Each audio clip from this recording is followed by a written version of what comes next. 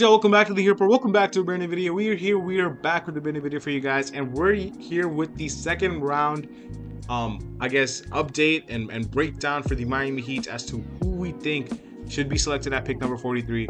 Obviously, day 2 of the draft is today. I was actually asleep, man. I thought the draft was gonna be in the night, but it actually starts at 4:30 in the afternoon. So, I have to get this video out to you guys as soon as possible so you guys have some time to kind of look at all the prospects that are the best available right now. We're using Kevin O'Connor's big board. Shout out to him for this. This is the best available. It's selected right here. So everybody who was not selected yesterday will be on here. Leave a like, subscribe, and comment down below. Go check out the breakdown on Khalil Ware. That's the last video I did. That's doing really well right now. Shout out to you guys for checking that out. Yeah, but for this, second round, it's going to be really interesting because there's a lot of different avenues that you can go with. If I was the Heat, I would try to get a guard or a wing. I would be pretty satisfied with my bigs right now because I just took Khalil Ware. I still think you need a playmaker to get him the ball. Same with a guy who can throw lobs to him and Bam. That's why I'm targeting more of a guard, and I would be if I was Miami. But again, a lot of guys here, a lot of different positions that are available. Let's start off. Bobby Klintman is the guy who's the best available on Kevin O'Connor's board. Even though I like Bobby Klintman, I think he's a pretty solid prospect. I just don't think he's the Heat type of prospect. I mean, maybe this is a guy that they can develop a little bit, in their G League or whatnot, but he's definitely not ready to compete right now for a championship on any team. So we're going to pass on him for now, and we're going to go to my favorite prospect who's available, which is Tyler Kolek out of Marquette. Now, I've made videos about a lot of these prospects in the past on this channel, and Tyler Kolek always came up in these videos that I made because I was just a huge fan of his game. I really don't think you can teach a lot of the things that he has. He's just a very, very, he's just a guy who makes his teammates better. He's a really good leader. I mean, whenever he was on the floor for Marquette, you saw the impact that he had. And whenever he was off the floor, you saw the impact that, it had on his team. A really good floor general, really good shooter. I believe he almost shot 40% from 3. Let me see if it says it right here. Yeah, he almost shot 40% from 3. He averaged 8 assists per game, 15 points per game, 5 rebounds. Is clutch, is a leader, can be a playmaker for you, an initiator, can run their second unit, can be a crafty finisher, can catch and shoot. This is a home run pick if he's there at 43. Now, I don't think he's going to be available at 43 because he's a super, super talented player, and the fact that he even went undrafted in the first round is kind of surprising to me. But this is a guy that if I was the Heat, I would try to do everything I could to get him, whether it's trading up or whatever. He is the number one target for me. Shades of Jalen Brunson, Goran Dragic, I can see that. I think a more realistic comp to me is like a lefty TJ McConnell, who's a better shooter. Like a TJ McConnell's a good player, but TJ McConnell is not really a three-point shooter like that. This guy can actually shoot the three, but I'm talking about TJ McConnell simply because of his impact. And you will see Tyler Kolek doing the same thing for any NBA team, especially Miami. Johnny Furphy, although Johnny Furphy didn't shoot the 3 ball like amazingly in college, I believe he only shot like 35%. Let me double check. Yeah, 35 on the head. Johnny Furphy, his calling card is his shooting. I'm not gonna lie, like that is what he is known for. He has really high upside. He's only 19. If you're looking for shooting, I'm not sure if this really fits what the Heat need here, but he's definitely one of the best players on the board.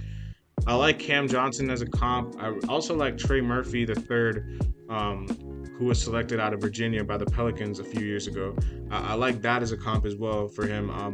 He's from Australia. I think he's a pretty high upside guy with a shooting ability. If he's able to improve his defense, I think he'd be a pretty good 3-and-D player. But again, not sure if the Heat are going to be looking for that, but definitely one of the best on the board for sure. Jonathan Mobo out of San Francisco is like a Preston Achua type, and I know people are going to get PTSD when I say that name, but I'm telling you right now, plays very similar to Precious. He's maybe not as athletic, but he's the ball handling ability at his size. I think he's a better shooter than Precious, but he has that. He has size. He has a ball handle. He has defensive ability. 6'7". I think Ben Simmons as a hooper is actually a funny comparison. I'm not gonna lie. But yeah, Jonathan Mobo is a guy who definitely fits the bill of a Heat type of player. A lot of these hard playing guys. Let's look at his stats real quick because I'm pretty sure he was a double guy, 14 and 14. He's an incredible rebounder for his size. 1 block, 2 steals a game, really active defensively. Yeah, he's just the only really problem with him is his shot and the fact that he's a little undersized at the forward position. But apart from that, I think Jonathan Moba is a pretty good prospect. So, I think I'm not sure if the Heat will go this direction because they just drafted a bigger player in Khalil Ware already. Although Jonathan Moba is like 6'7", he plays bigger than what he is, and I'm not sure if you need a guy like that who's going to be a rebounding machine because you already just drafted a guy who's a 16-10 guy in Khalil Ware. So that's the only thing. I'm not sure if he fits what the Heat need, but definitely one of the best available. Same thing with Adem Bona. I mean, I've been a fan of Adem Bona's for a while now, since last year, I believe. Yeah, Adem Bona is a pretty solid prospect out of UCLA. The prototypical, hustle big who can block shots and who's athletic. Like that's what his game is. Again, not sure if it's a fit. I don't see the Heat taking another center. I mean, they could double up on the fact that they need some size, but I wouldn't go that direction. I wouldn't go that route. I think there's other avenues that you can improve on this team. You already got out and got Khalil Ware, who's a bigger player, but Adem Bona, if you want a center, he's definitely one of the best available. If you do want size, I will say Tyler Smith is probably the guy you should look at. Now, I'm shocked that he did not get drafted in the first round. I had a borderline top 20 grade on him.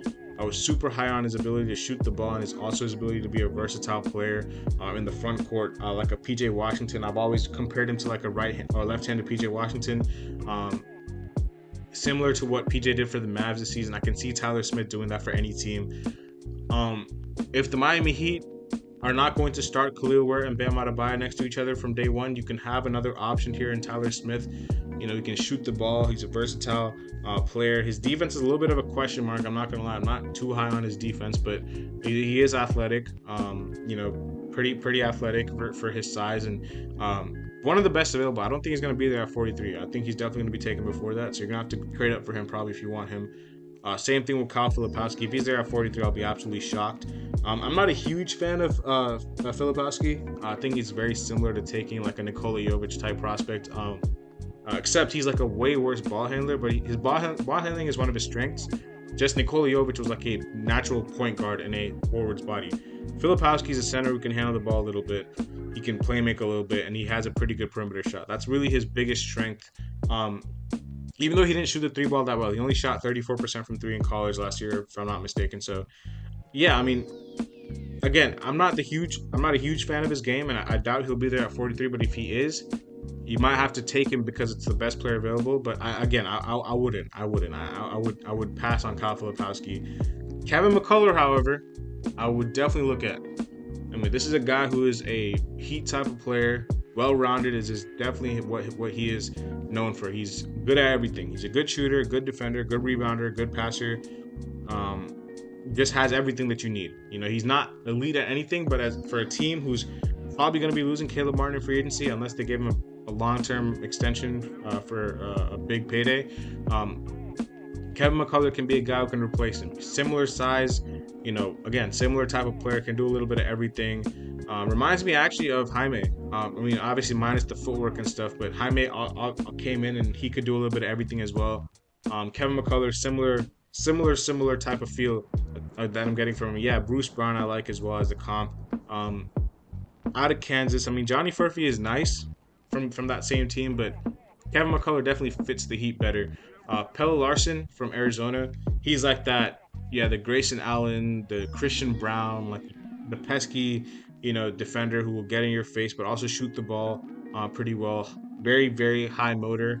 I could see the Heat looking at him, man. He's a guy that fits the Heat's bill of players that they like. They like these guys who hustle and play hard and defend well and also shoot the ball. That's been something that they've always liked for a few years now. He's also, older, so he's 23. He has, experience. He's ready to compete right now.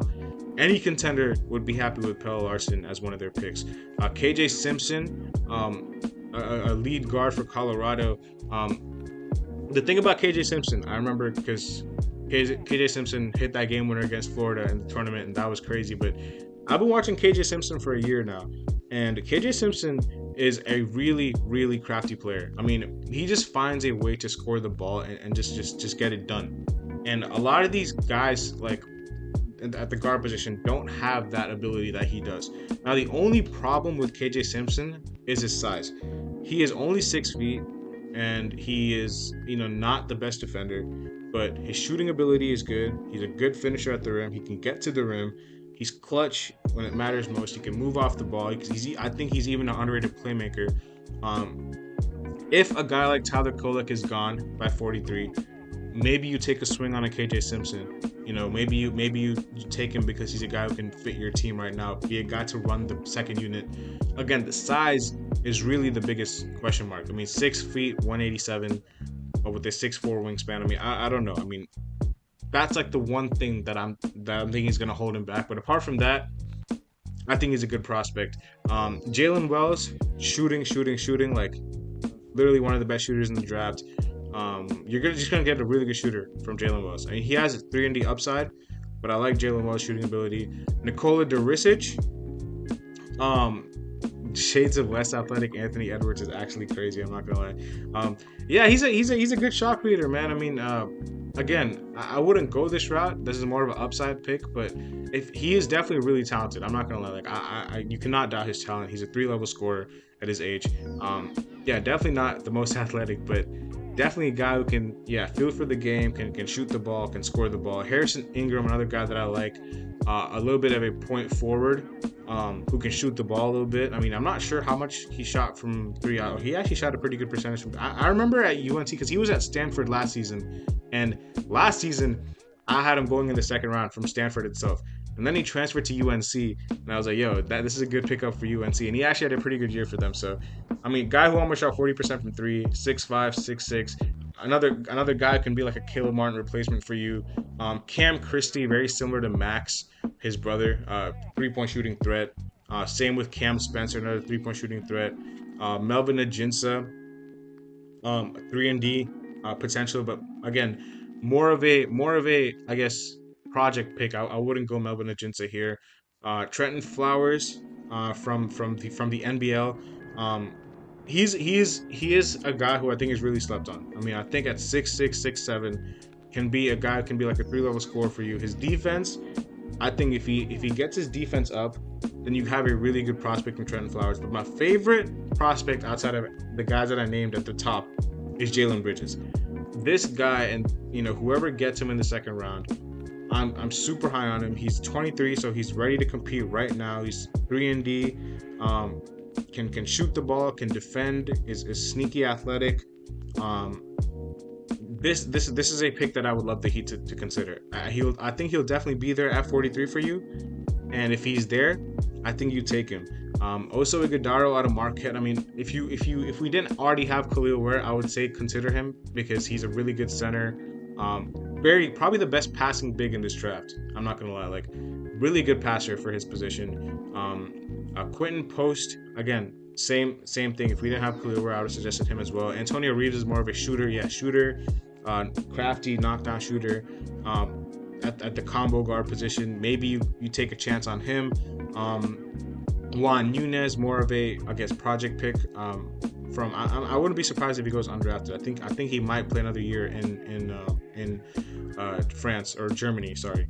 And then Enrique Freeman, same thing. I mean, I was actually campaigning for Enrique Freeman for a while now, but the thing is, he just doesn't really fit the Heat what they need right now. I mean, he's very similar to like a Jonathan Mobo type player. Zion Pullen. Those of you guys who went to UF or watched Florida games will know about Zion Pullen. This is a guy that if he's there at 40, which I think he will be there at 43, if he's there, you might have to consider taking him, man. He fits a need for you. He's a good point guard. He has good vision. Floor general, biggest archetype. I like the Tyus Jones comp. He has a very good assist to turnover ratio. Pretty good defender. Again, the shooting is a little bit of a question mark to me. How consistent will the shot be? Do you buy the shot or not? But the playmaking ability, the defending ability, I like that. Keyshawn Johnson, he's also a bigger guard, by the way. Zion Pullen is 6'4", so yeah, that definitely helps. Keyshawn Johnson, another guy could be a Caleb Martin replacement for you. Jamal Shed. The only reason I'm a little lower on Jamal Shed is because as a 6-foot guard, you have to be able to shoot the ball. and Jamal Shed wasn't a good shooter in Houston. So that's the only reason I'm like Jamal Shed. I mean, he's a good defender. I think he won Defensive Player of the Year for his conference at 6 feet, which is really impressive.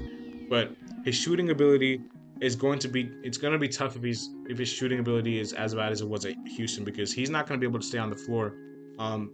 If he's 6 feet without a shot, it's going to be really hard for him to impact the game offensively. He's not. It's not even like he's a really good playmaker either. He's a solid to average playmaker, but um, he can definitely run your offense. I mean, maybe his shot can come along. If the Heat believe in his shot, then I wouldn't mind him being selected at 43. But definitely not my first option at guard, but definitely an option for sure. Justin Edwards, a guy that I thought should have went back to school. I'm not sure why he declared. He had a pretty disappointing year at Kentucky last season, but yeah, I mean, again, just another one of these guys who have 3-and-D potential, I guess. The Wilson Chandler comp. Tristan Newton, glue guy, point guard on the UConn championship team. Good defender, pretty good pull-up shooter, but also a really good interior, crafty finisher. Bronny, it would be funny if we took Bronny at 43. I wouldn't go for it. I mean, maybe you could actually. I don't know. But I think Bronny still needs a few years, man. I don't know if he's ready right now to be on a contender. AJ Mitchell, I'm surprised he was this low. I mean, he is a guy that I would consider if he's available at 43. I really like AJ Mitchell, man. Out of UCSB, really good, crafty score. I think he almost averaged 20 a game. He did average 20 a game exactly. Shot 49% from 3. I mean, this is a guy that I'll be like, you know what? If he's at 43, I would definitely get. And then all these other guys, I mean, I think it would be pretty much of a reach to take them pretty close to 43. It'd be a little bit of a reach, but guys I really like at 43, AJ Mitchell, for sure. Tristan Newton, if you guys want like a guy who can be a not floor general, but be a game manager for you, a glue guy who beat intangibles. Jamal Shed, Heshad Johnson, Zion Pullen, Jalen Bridges for sure. Let me keep going up. Harrison Ingram I like at 43. KJ Simpson I like. Pelle Larson. I like Kevin McCullough. I like Tyler Smith. I love Tyler Kolek, and I think that's it, right? Yeah, Tyler Kolek. So there's about 8 to 9 guys that I had, on this list that I'd be like, I would really like them, as a prospect for the Heat. But you never know. We'll see what they do. I mean, it's going to be interesting to see what they exactly do. But let me know what you guys would like in the comment section below. I'm very interested to see what you guys would like at 43. What would you guys do with the pick? Would you guys trade up, trade down? Would you stay there? Who would you take?